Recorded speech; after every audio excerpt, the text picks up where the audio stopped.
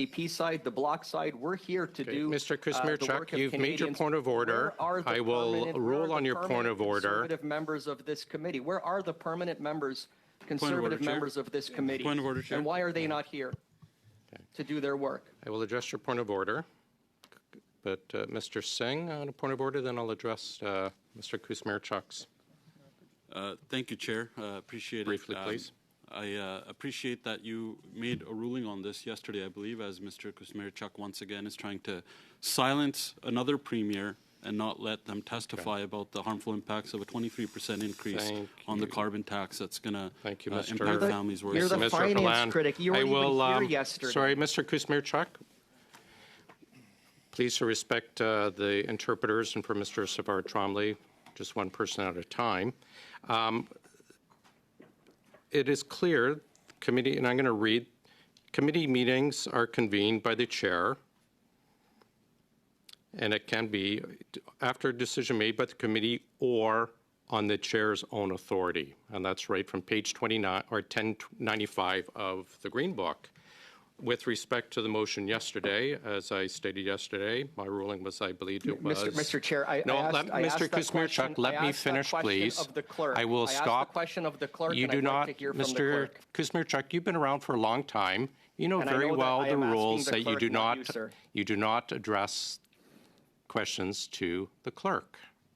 You know that very well, and it appears you're just being disruptive at this time. But I appreciate what you're saying, but the rules clearly allow the chair to call meetings on his own authority, which I did.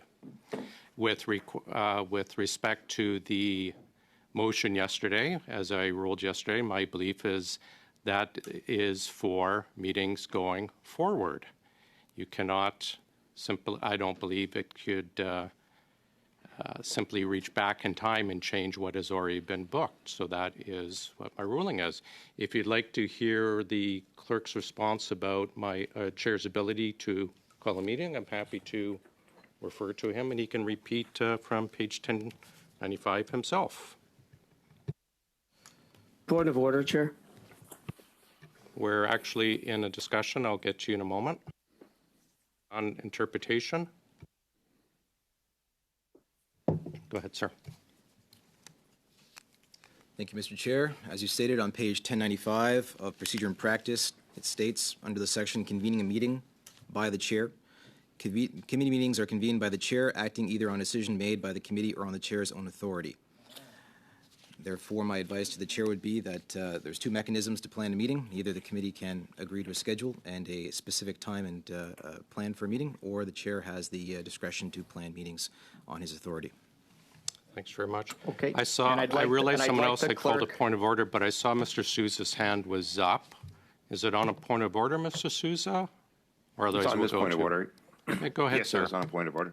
I just want clarity again from the clerk. So we have an opportunity here that the chair has the right to call these meetings, I understand, but he also has the right and the need to abide by the members' consent. Okay, we've ruled on that already, Mr. Souza, so that's not a point of order. Thank you. No. There was someone else with a point of order. Go ahead, please. Yeah, I got a point of order. Go ahead, Mr. Long. Clarity on the rules. Okay, I've advised, and the clerk has advised already, Mr. Souza. We'll be happy to email it out to you as well if you are having concerns about following along with the conversation. You need consent. Go ahead, Mr. Long. I'm asking a question, Mr. Chair, and you're trying to now shut me down, and that's inappropriate. And again, it's the way you flagrantly operate independently without consulting with the members. So my question, as a point of order, is to the clerk. Okay, Mr. Souza, you've been around for a long time as well, and it pains me to have to repeat this, because it almost feels just like you're doing this on purpose, and I'm sure that is not your intent, Mr. Souza. You know you cannot ask directions or questions of the clerk. They should be directed to the chair. So Mr. Kuzmierczak has already asked that about page 29, and I've ruled on it. And if you need for the clerk to repeat that to you, I will. But it appears you're doing this on purpose for either disruption of the committee or for some bizarre film clip. I'm not sure, but I'll have him repeat it for you if you wish. Mr. Chair, that's not the intent here. My intent is to try to provide decorum in this committee to ensure that we operate collectively and cooperatively. Right now, unilateral decisions are being made by you, even yesterday's adjournment of the debate when we had a motion before the House. I'm asking the clerk through you to tell us if consent was required to do so. I adjourned on a... Point of order, Clerk. Okay, you can't point of order during a point of order or a point of order, a point of order. But I Raising a point of adjourned order. on Get in the queue. a disorder. I'll read the ruling. Disorder or misconduct in a committee may arise as a result of failure to abide by the rules, practices, respect the authority of the chair. Disorder and misconduct also include use of unparliamentary language, which we had yesterday, fail to yield the floor, which we had yesterday, persistent interruption. So that is directly from the Green Book. I can have the clerk reaffirm what's in the Green Book for you if you wish, but that was why.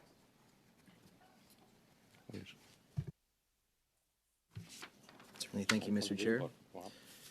Under the section Committee Questions and Procedure Privilege, as stated by the Chair, committee may arise as a result of the failure to abide by rules, respect the authority of the Chair. Disorder and conduct may include the use of parliamentary language. I would cite also page 1099 in Chapter 20, stating that committee chair may adjourn the meeting if the Chair decides that a case of disorder or misconduct is so serious as to prevent the committee from continuing its work. Thanks. I think it was Mr. Long, and then I have Mr. Nakvi. Thank you. Oh, sorry, thank Mr. you, Long. Chair. Yeah, thank you, Chair, and good morning. And I'm puzzled, Chair. This obviously is, I'm happy to be here. What's your point of order, Mr. Long? Well, Chair, I'm confused. Why is the Premier of New Brunswick here with respect to main estimates? Can you explain that? And also, Chair, I'm wondering if you're able to table any conversations or emails that led to the Premier being invited here for main estimates. Like, I've got questions on main estimates that I can certainly ask the Premier of New Brunswick. But, Mr. Long, what's your point of order, please? I'm confused as to why the Premier of New Brunswick is invited here when we're supposed to be on main estimates. Can you explain that to me, Chair? Thank you. Certainly. As was explained yesterday, we are on the main estimates. There is over $11 billion in spending related to the carbon tax, which is about a 66% increase from just 2 years ago, and I think about a 35% increase from last year. So it is discussion on items within the main estimates. Seven of the premiers. Mr. Long, I respected your time. I would ask you not to interrupt me. Allow me to continue, please. 7 of the 10 premiers wrote to the Liberal Finance Chair asking for a meeting to discuss this. He refused. So I thought it would be good for the Canadians who are represented by these 7 of the 10 premiers to be able to speak on the issue, and that is why. And they are invited to speak on the estimates. I can't help it if you're not clear on that, Mr. Long, but I have explained why. You're telling me, Chair. I'm going to Mr. Nakvi. Go ahead. But Chair, I have the floor right now. So, Chair, you're telling me that the Premier of New Brunswick is able to answer questions from us on the main estimates? Is that not why we're here, Chair?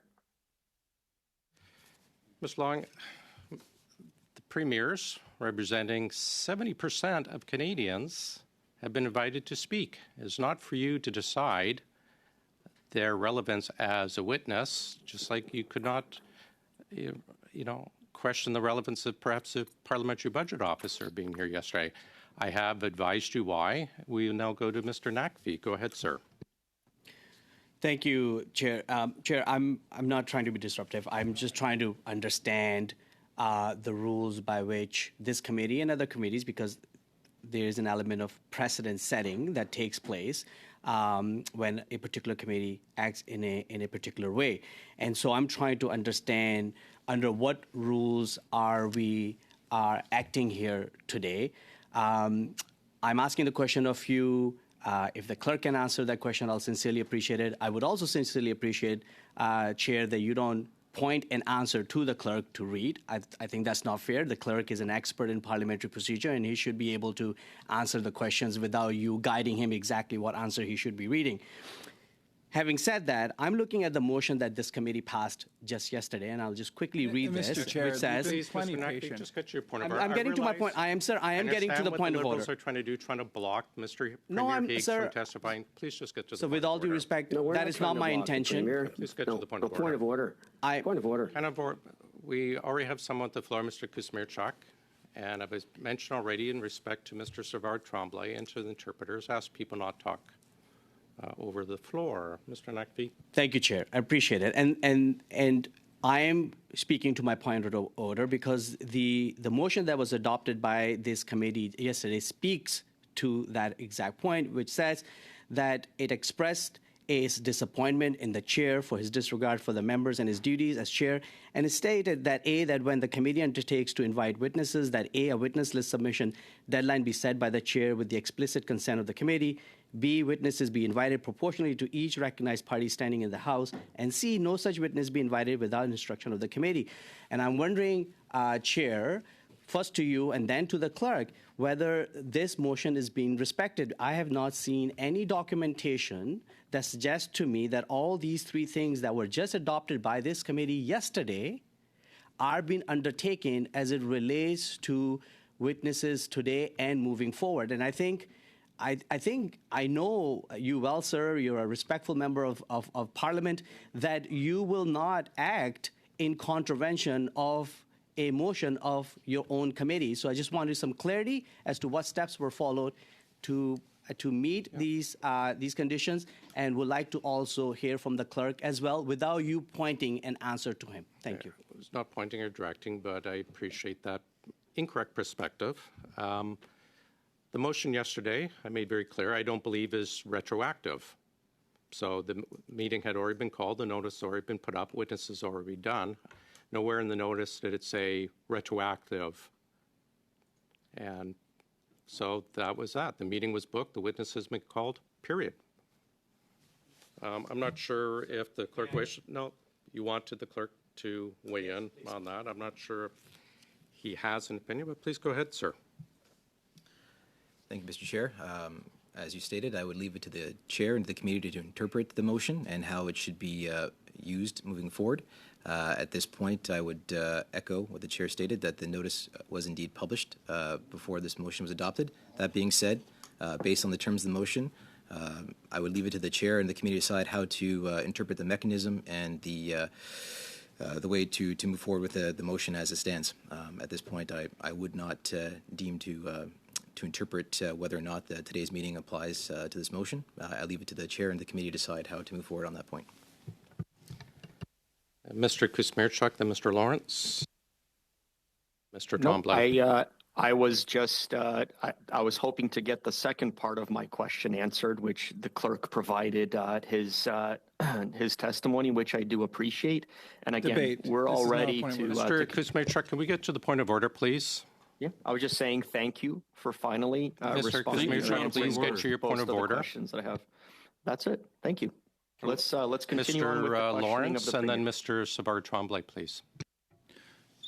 Yeah, it's clear what the Liberals are doing. They've raised a number of non-point of orders. It's time to hear from Premier Higgs. As he said, he's not interested in any type of partisan dispute or argument. Neither am I. I'm interested in hearing the representative of New Brunswick, and others may laugh at that, but I want to hear what Thank he you, has to Mr. say. Lawrence. Mr. Savard Tremblay. Mr. Savard Tremblay, you have your hand up? Yes. Well, listen, I won't take part in this circus. I have a new jacket on and I don't want to get it dirty today. Now, I just want confirmation from your mouth, Mr. Chairperson, that there will be no meeting next week, and I'd like to know who the witnesses will be when we return. There will be no meeting next week. April 8th and April 10th are our next meetings, and I believe it's, correct me on the order, it's Canada Post is one meeting, second meeting is the red tape reduction study. Or maybe red tape reduction on the 8th and then Canada Post on the 10th, but I believe Canada Post is first. Mr. Higgs, Premier Higgs, Point of I order, apologize, sir. we go Sir, back one to more you, point sir. of order. I just Sorry, Premier. Sorry, Premier. I'm just reflecting on the words that the clerk was saying in response to my point of order, and I heard him say that it is up to the committee members to determine the interpretation of the motion passed. I think he said both chair and committee members, because you don't act, with all due respect, no, you, sir, the chair does not act in point of isolation. order, please, sir. The point of order is that there was a clear intention on the part of the committee members when they passed the motion yesterday that it would apply to all witnesses, retrospective as well. We appreciate that. And I've so stated very clearly that there's nothing that the meeting said was retroactive, or the motion said retroactive. If it did, it would be killing next April, or the NDP study next week, and the Liberal study on the red tape. Premier Higgs, go ahead, please. Thank you very much, Mr. Chair.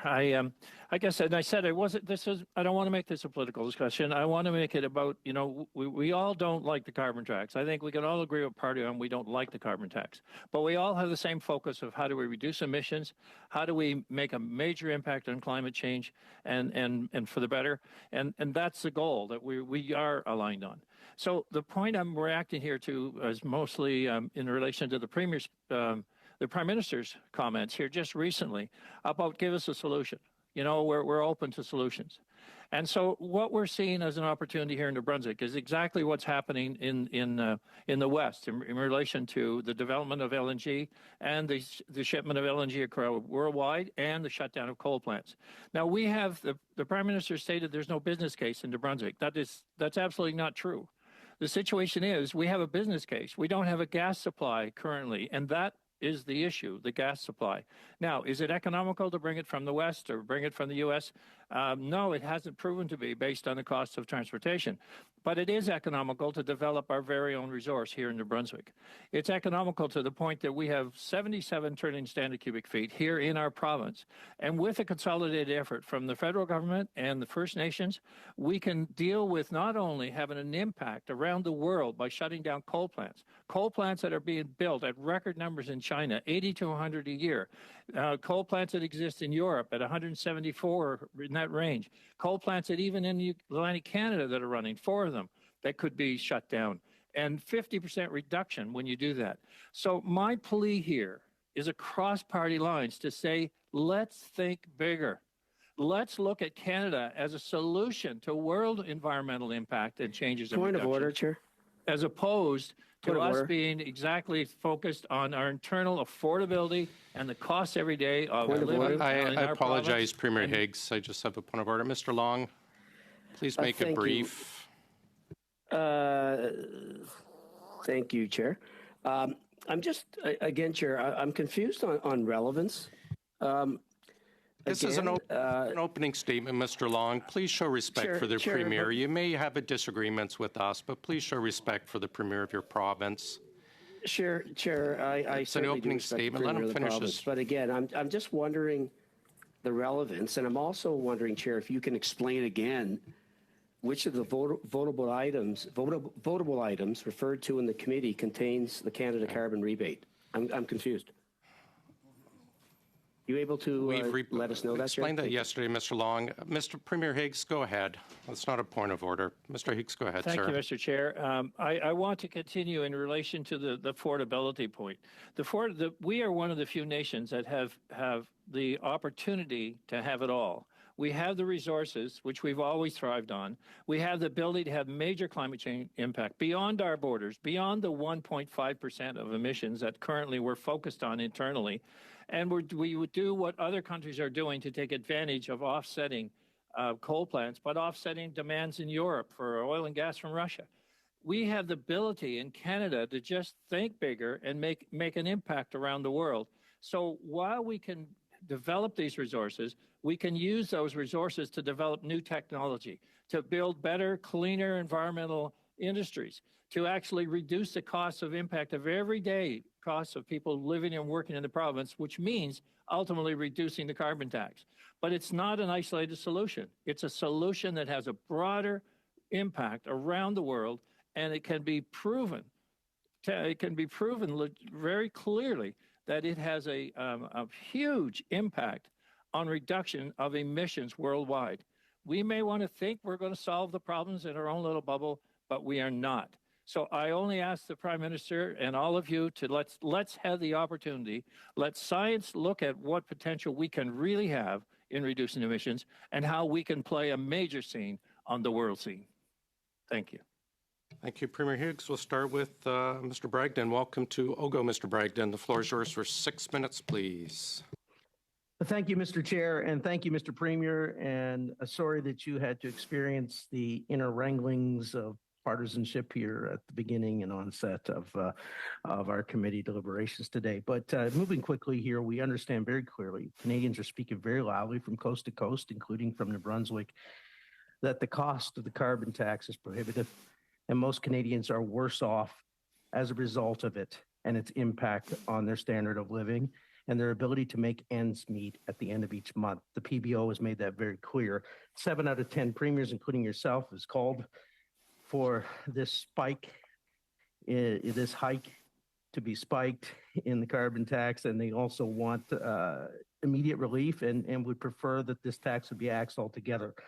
It's punitive, it's prohibitive, it's disproportionately affects those of us that live in small towns and rural communities, and there's a lot of those small towns and rural communities here in New Brunswick. It also inhibits development and growth of our industry, especially within our agricultural sectors and natural resource sectors, which of course has an impact here in New Brunswick. So there's a lot of impacts of the carbon tax overall, and I want to give you lots of ramp to talk about that. But also, we're hearing it very loudly. Point of order, Mr. Chair. Point of order, incomes. Mr. Chair. I just wanted to Sorry, ask. Mr. Bragdon, I'll stop your time. Mr. Kuzmierczak? I wanted to ask my honorable colleague, and I really do appreciate it. I really enjoy working with him, but can he just point to the relevance to any of the votes that we are studying in the main estimates, that we have been asked to study in the main estimates? So as a committee, we are asked to study parts of the main estimates. Can he point to the relevance? The question should be to the chair, not to other members, relevant. Mr. Kuzmierczak. And you're aware, as you've been here for a long, long time, and you've participated in many filibusters, meandering filibusters, that we always allow a wide latitude. Continue, Mr. Bragdon. This is beyond latitude, Mr. Chair. I mean, this has nothing to do with any of the votes. Mr. Bragdon has the floor. Would you allow him again, please, for the sake and respect for our interpreters and those listening through the interpretation, one person with the floor at the time. Mr. Bragdon, go ahead, sir. Yeah, thank you, Mr. Chair. And just continuing, Premier, we also know the impact this has on seniors with fixed incomes, and their cost of living keeps going up, but yet their incomes are fixed. This is having a huge consequence across the country on everything from heating to obviously groceries to the cost of living and the price to fill up a car. And finally, I'll end with this point, and that is that, Mr. Premier, we have such amazing potential in New Brunswick and across Canada. And taxes and regulatory overreach that this current government federally is putting on our industry sectors and on our natural resources and agriculture is prohibitive to our development and growth as a province. So with that, over to you. Thank you for being here, Premier. Thank you for the question. And I guess in relation to the costs, by 2030, we'll quadruple our costs and tax costs related to carbon tax, the clean fuel standard tax, and the relation to the HST that goes with that. So in the sense of, is it getting more expensive to live and work in our country? Absolutely. Are we spending way too much money across the country? So if you wonder, how does this get to main estimates, or what's the point of it all?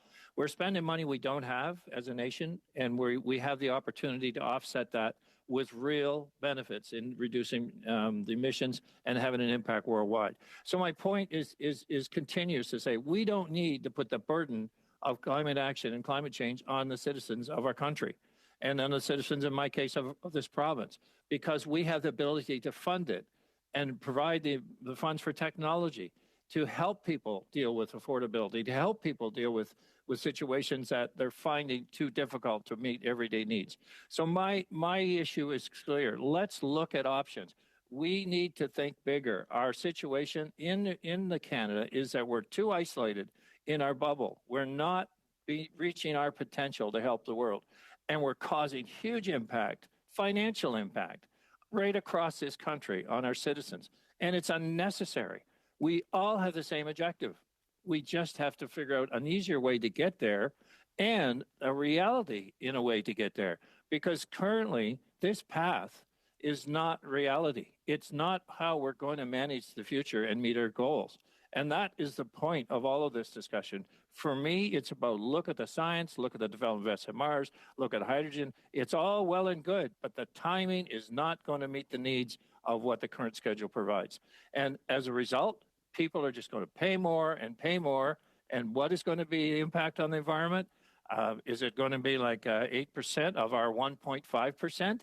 And we think we're solving the problems of the world by doing that, when we could be receiving, probably making an impact worldwide of 10% or 15%. But that could be a calculated number, very easily understood. So I want to continue to argue we just need to let the science let us help the world reduce emissions, not think we're solving it by our own little bubble calculation. Mr. Premier, a quick question on that to follow up. Has the Prime Minister and his cabinet been reaching out to you regularly and other First Ministers talking about the pain that this carbon tax is obviously having on Canadians and how it could be mitigated? Are you having regular communication from the Prime Minister and his cabinet on this?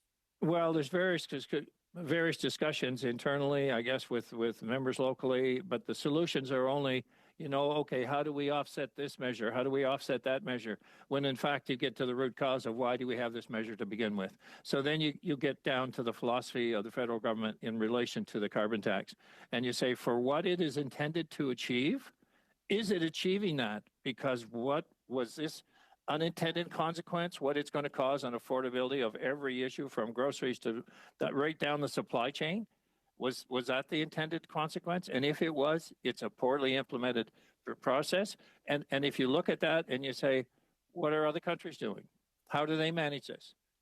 And then how can we manage it based on our abilities and utilizing our entire natural resources to be part of that solution? That's great. Mr. Chair, do I have a little bit more time? 15 seconds.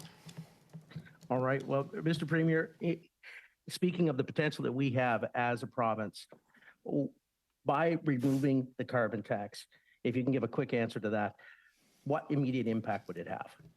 Well, in a couple seconds, Premier Higgs. Immediately, 20 cents, roughly 17 cents on the per liter, which would have a huge impact. But then going the full distance, it could take off down the road about 50, 60 cents a liter. Thank you, Premier by Higgs. 2030. Thank you, Premier Higgs. Ms. Atwin, go ahead, please. Thank you, Mr. Chair, and thank you for being with us, Premier Higgs. And I just have 6 minutes, and so I will be going pretty fast with my questions, so I'm not trying to be rude. So I note today that, in the provincial legislature, there was set to be a debate on removing the provincial sales tax from the looming electricity increases that we're going to be seeing in the province on April 1st. And you denied, your party denied that debate, and you're here with us instead. So is this for a case of look over here and not what I have control over back at home? No, control over is a reactionary process of what we're seeing across the country of increased costs. So that was my point in relation to, we have a policy that incurs a counter policy to offset a poor policy. Okay, and that's sorry, I have to keep going. So Premier Higgs, when you decided to drop the New Brunswick carbon pricing system, you said at the time during your press conference, and I'm going to quote you here, "We know that recently, and especially over the last few months, New Brunswickers have been feeling the impacts of inflation and are struggling with the higher prices on everything from food to fuel. By changing our approach, we can help New Brunswickers get money back into their pockets in the form of a quarterly rebate check from the federal government." I happen to agree with you, Premier, but I see that you've recently changed your stance on this. So no, is it the case that you're more interested in playing politics than actually looking after the affordability of New Brunswickers and tackling climate change? Well, on the contrary, I think the playing politics I've witnessed here in the last half hour.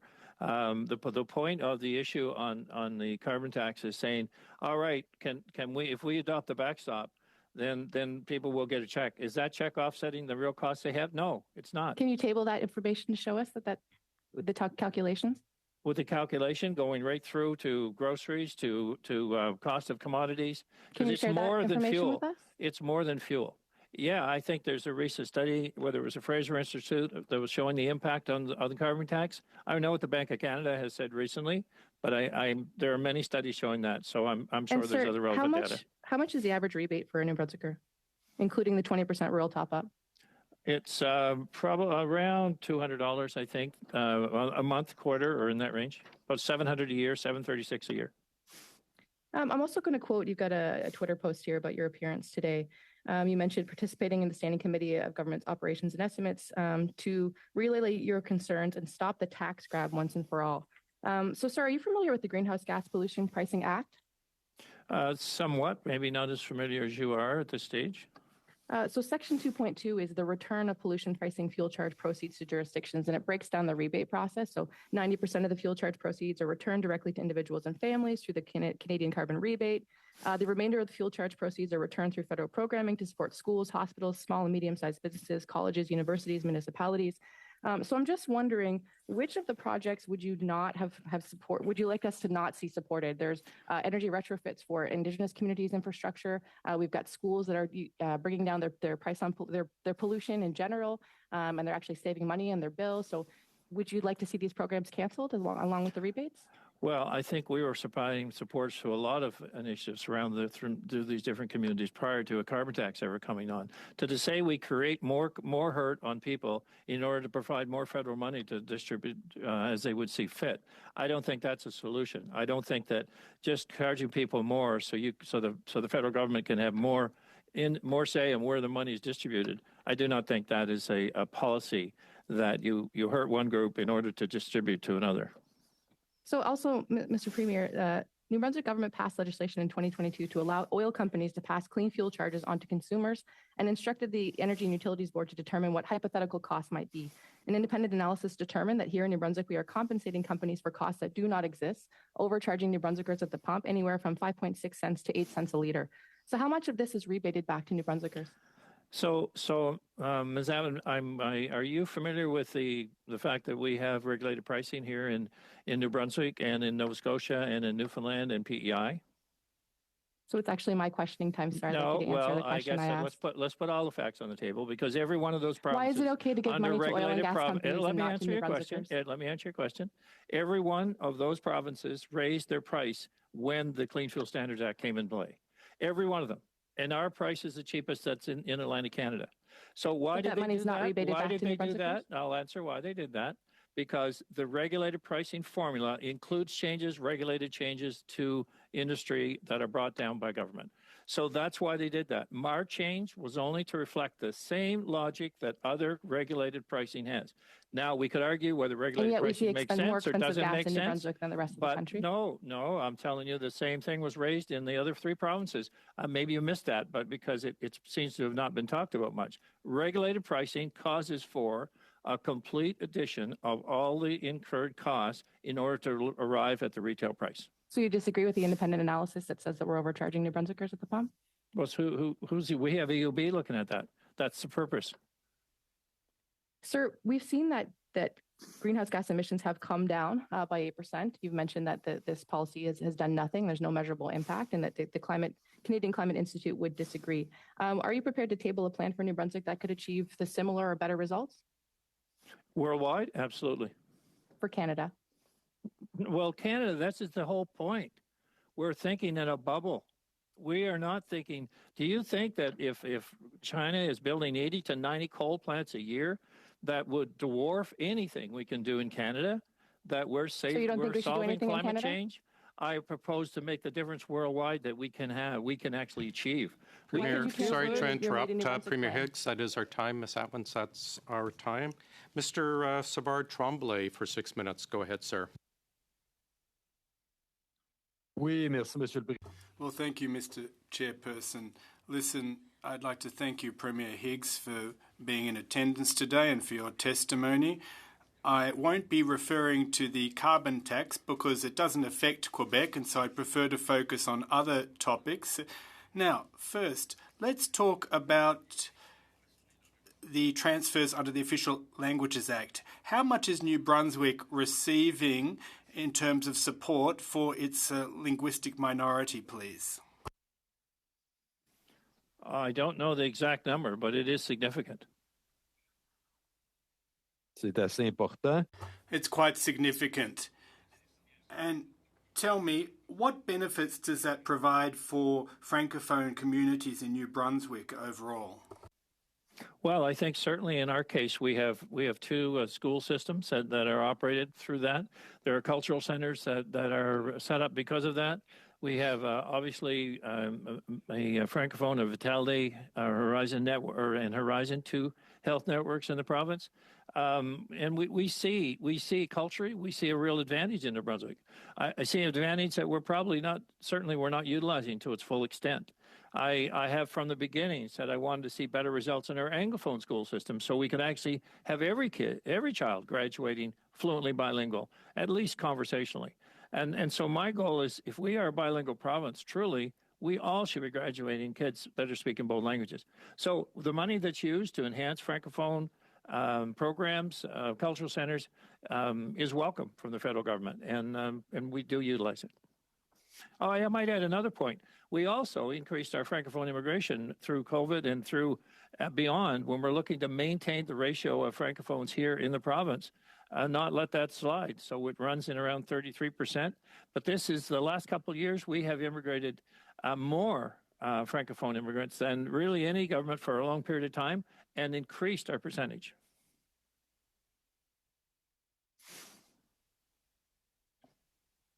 Merci. Thank you. Now, you said you'd want better outcomes. Is the money adequate, or is it more about problems with distributing this money?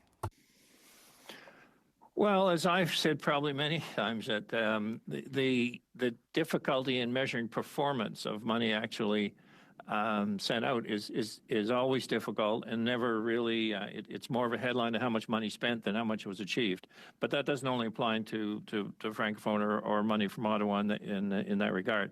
I say that about it. I'll mention it in relation to the current. The announcement regarding health support, like the $480 million, I think it is, over 10 years.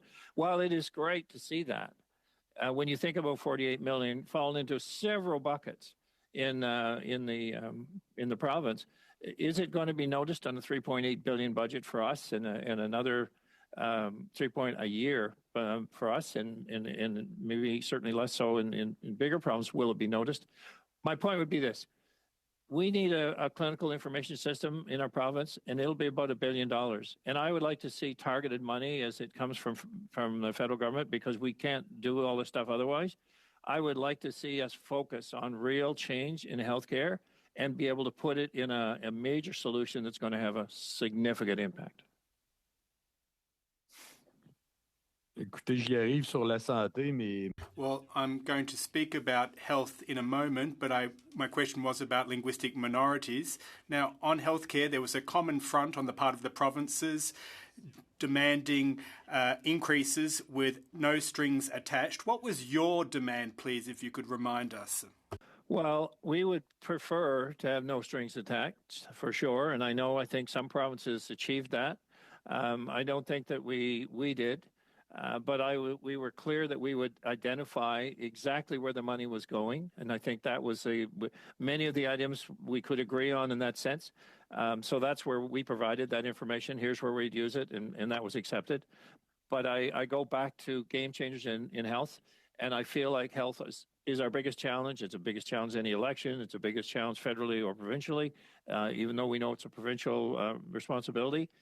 But we can make some big game-changing improvements in our healthcare across this country. A lot of that comes with sharing data, and a lot of that comes with an information system that can flow not only around the province, but around the entire country, that helps us get better and learn from each other's experiences. How much time do I have left, Mr. Chairperson? I have about 1:20. Perfect.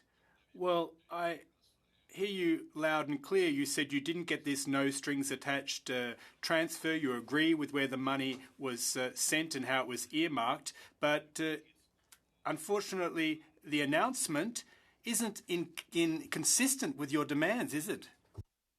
Well, we were given a suite of I guess, things that the money could be used for. My preference would be to say I want to put it in clinical information management systems, because I think that's what will make the biggest impact.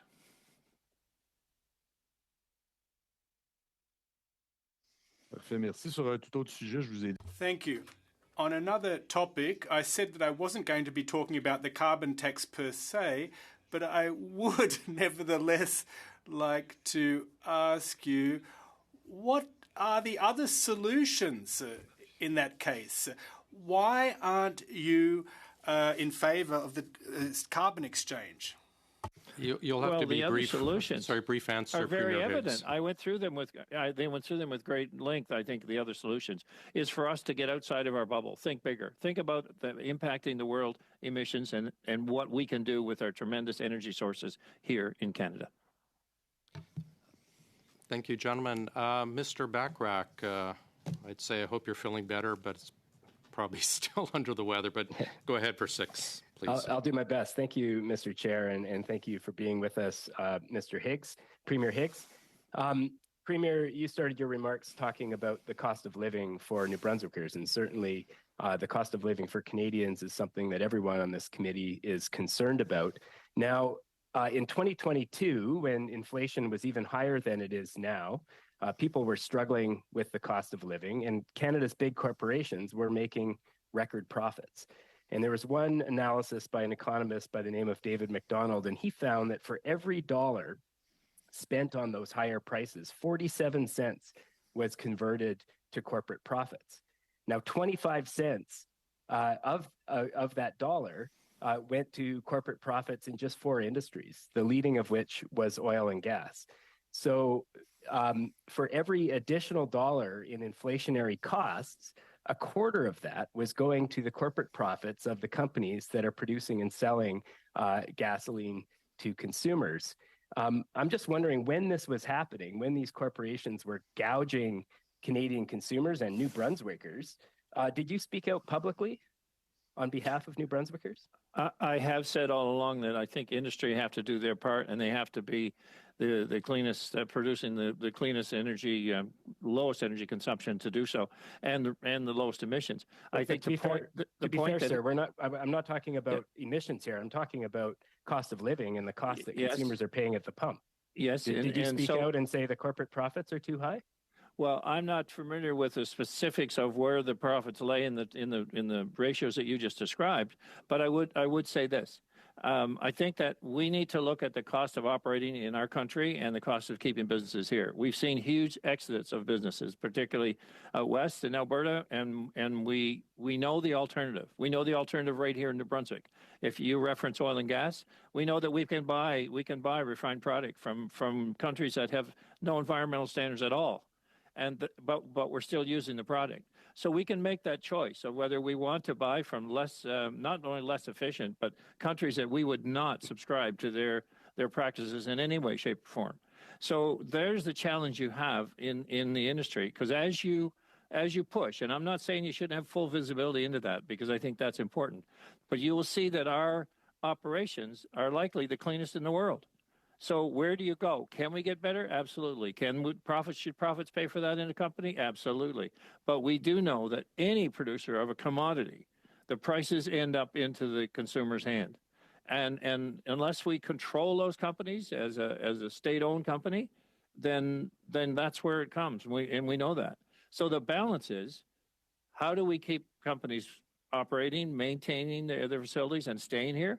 And how do we have a fair price that they pay for operating in our country? And that has to be looked at in great detail. Nothing that I can just do politically and say we should do I guess what I'm trying to get at, Premier, is that you've been very vociferous about the carbon price and the impact on consumers.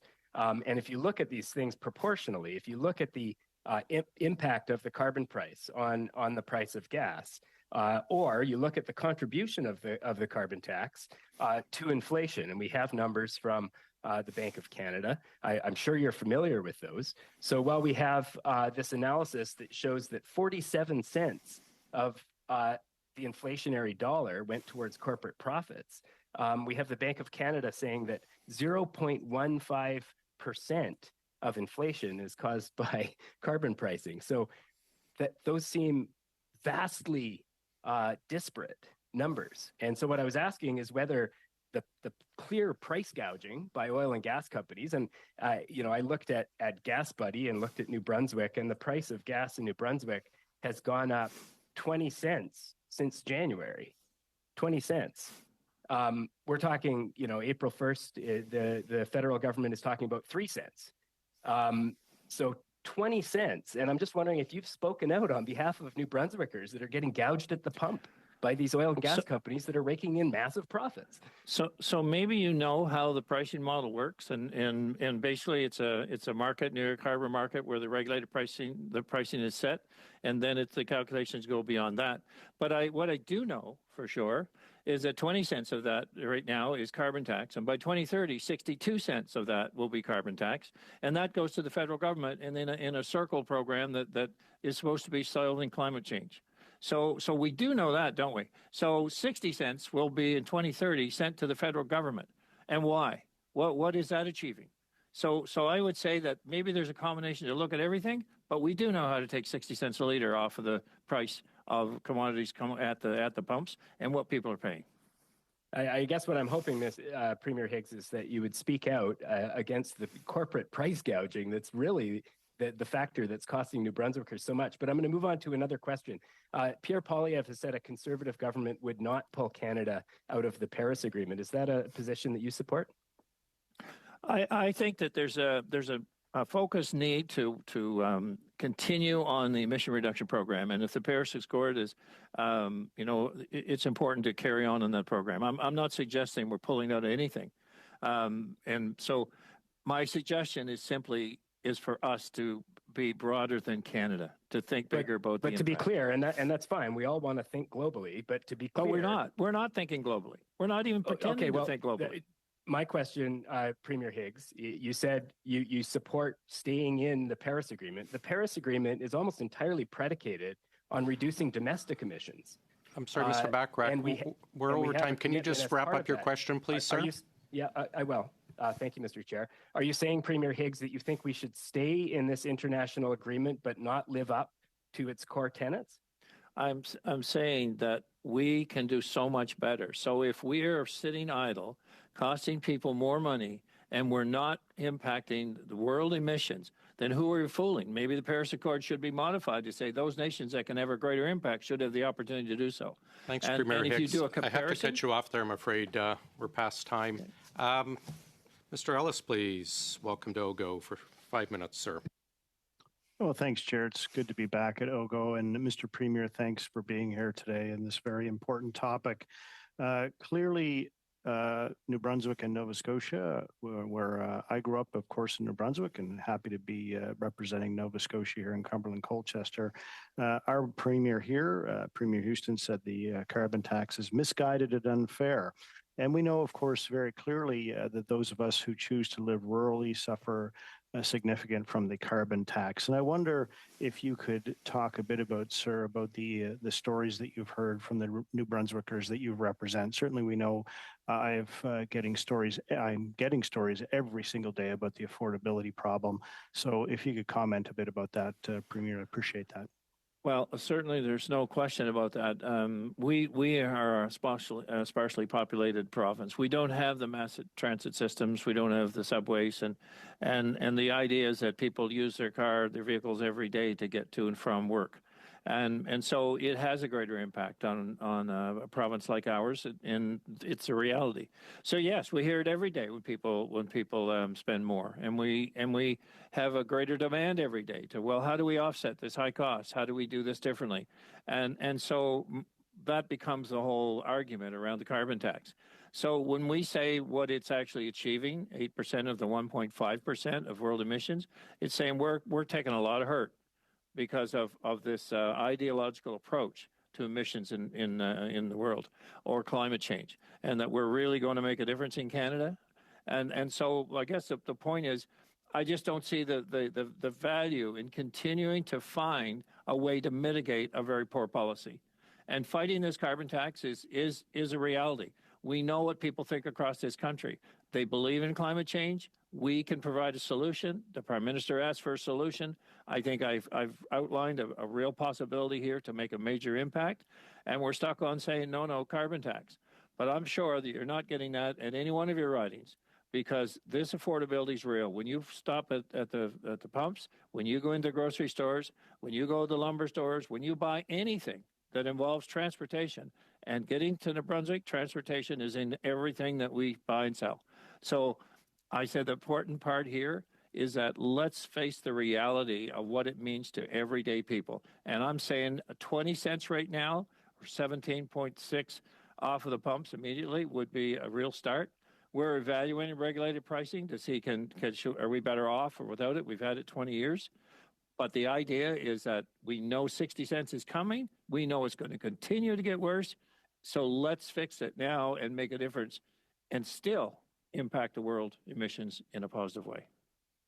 Well, thank you very much for that, Premier. Very insightful on behalf of all your constituents out there. It's interesting, sir. You know, we talked a bit about the rebate, of course, that our Liberal colleagues want to say is so great. Do you think that we actually have an understanding of how much this actually costs everyday people from New Brunswick and Nova Scotia, that the carbon tax, of course, as you mentioned, that it's applied to everything that we have that comes on via supply chains. Do you think we have a good understanding of exactly the unbelievable extent to which the carbon tax is hurting Atlantic Canadians and New Brunswickers in particular? No, I do not. And then we talk about the isolated issue at the pump, and we're getting a rebate based on what you spend on fuel. Well, that isn't a rebate on groceries. That's not a rebate on hardware purchases or any other purchase. So I don't think, and there doesn't seem to be any discussion about that. So this idea that, you know, we increase, I think we've increased the numbers dramatically in the federal service in order to deliver on a circle program, tax and circle back, and think this is a solution. I mean, it's really has I think come to light as the prices go up. And this next one is we've had my colleagues in the government and in the opposition say, you know, we shouldn't do this because they're getting the same message I am. So these are, you know, certainly the Liberal leader here is saying the same thing. We shouldn't do this. So I think that's a pretty big message themselves. The Premier of Newfoundland said the same thing. We shouldn't do this. So if they didn't think that their own federal government was creating hardship in their province, would they be saying this? You can say, well, I might say it anyway. I'm not saying it anyway. I'm providing a solution to do something better.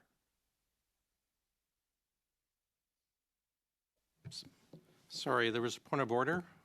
Is that one I didn't quite hear? Sorry. Yep, thank you, Mr. Chair. I'm just wondering about the use of props. I see something behind Mr. Ellis that could be in the prop category. Thank you. Be more specific? My eyes are probably not as strong as yours.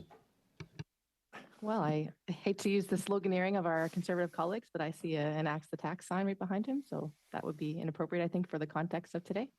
Thanks. Doc Ellis, if you could just take that down before we proceed.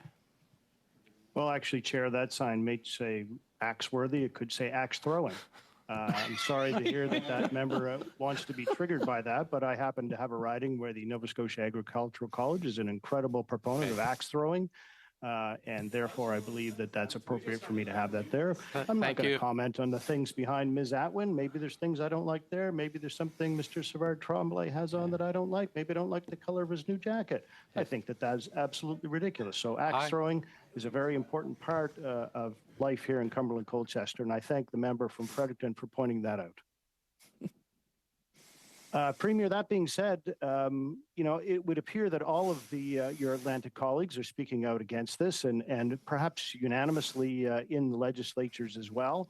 And despite the fact of what the Liberals want, it appears very clear, sir, that you have some incredible ideas. And I want to thank you for your time here in committee today, your insightfulness, and your great representation of all New Brunswickers, of which my mom, who's 91, still lives in New Brunswick. And I thank you for that, sir.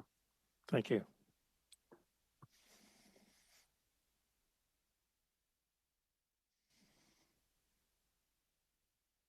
Well, Chair, if you'd like to give me some more time, I'm quite happy to have that. Sorry, we were just following up on the previous point of order.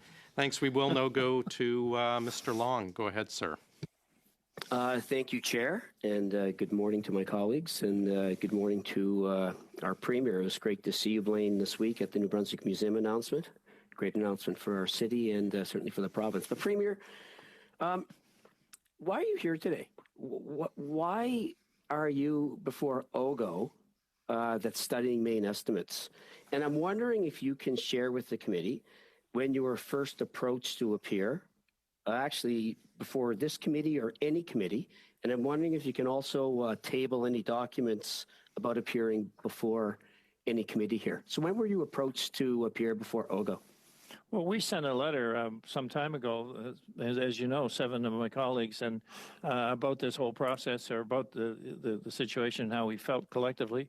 And then from that point, we learned of this committee and the opportunity of looking at the costs of living in Canada and the fact of what the government is spending in terms of servicing the country, and the idea of having an opportunity to share exactly what we're seeing, I think is very relevant for us here in New Brunswick. But as I point out, it's relevant for colleagues from both sides of the table. And quite frankly, Mr. Long, you should be in the same camp with your colleagues provincially that are saying we shouldn't have this tax and this increase. Well, Premier, let me give you an example. I had a guy come in my office the other day, and he was telling me about a 23-cent increase in fuel. And I said, no, it's not 23 cents. It's 23% of basically 9 cents. It's 3 cents. So then we went through the math, Premier, and he filled up his Honda Civic. It was 37 liters. It was about $1.20 extra to fill up his car, which he would actually drive for 2 weeks. He'd get 500 kilometers off that car. So in fact, it was 60 cents extra a week. Look, Premier, I mean, we're all very, very clear on your wanting to eliminate this price on pollution. So what is your solution, Premier? Can you share with the committee what you would do? Are you in favor of taxing large emitters and letting those emitters pass it on? Would that not be the same? I think we've been very clear that I think our industries should be best in class in terms of emissions and emissions reductions, and continually invested to reduce them. What we know from every commodity, so I mean, let's put it clearly, every commodity, every industry, the cost of that industry into that commodity can end up at the consumer. So how do we change that? How do we make them all state-owned? Do we decide that, you know, capitalism is no longer an issue here in Canada? And so we move more socialistic in nature? But Premier, thank you for that. But again, I'm looking for specifics. Like what is New Brunswick's plan? So will you be able to table? Would you be able to table a plan to reach our targets by 2050? I mean, I know you criticize this and you that, but I'm yet to hear your plan, Premier. No, well, you weren't listening because I went through it in great detail here in the last 20 minutes. So it is very clear. It could be calculated as a major plan right here developed in New Brunswick that could have a major impact worldwide. What's the plan? Clear. What is it? It's developing our gas resource in that LNG plant that you and I both live close to, and saying we could ship to Europe and shut down coal plants. That's the plan. Simple. And it would create $3 billion worth of investment in St. John, and it would create multi-millions investment. It would be multi-million dollars to the First Nations, and it's doing exactly what is happening out west. And that's how we're going to reduce emissions in our province by 2050. Worldwide. Premier, we're not thinking big enough. We can't make the impact that we worldwide by the current closed thinking of just saying, what about Canada? Premier, you talk often about affordability, and certainly we're on the same page. And look, I don't think there's any question that there's a challenge worldwide with respect to affordability. But you also have a lot of responsibility in the province of New Brunswick with respect to affordability. You've had 3 surpluses, I would argue largely due to federal transfers.